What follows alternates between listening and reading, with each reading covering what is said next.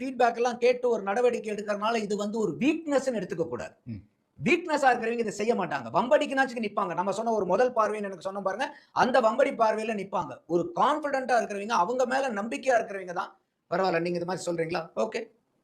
நான் இந்த என்னுடைய டெசிஷன ரிவோக் பண்றேன். ஏன்னா என்னுடைய டெசிஷன நான் ரிவோக் பண்றேன்னா, அதுக்கு கான்ஃபிடன்ஸ் வேணும் முதல்ல.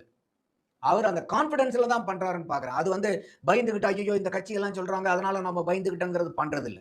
ஒரு ரெஸ்பெக்ட் குடுக்குறாரு அவ்வளவுதான். ரெஸ்பெக்ட் வேற, பயம் வேற. மரியாதை வேற, பயம் வேற.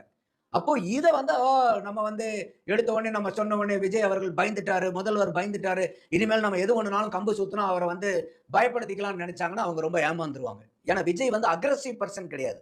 ஆனா very assertive person. Udhayanidhi Stalin உள்ளார இருந்திருந்தா இன்னைக்கு இப்ப எக்ஸ் வலைதளத்துல குடுத்த பதில அவர் சட்டசபையில கூட குடுத்திருப்பார். நீங்க வந்து அங்கிருந்து அப்ஸ்டெயின் ஆனனால உங்களுக்கு காது அங்க பேசினாலும் இல்ல.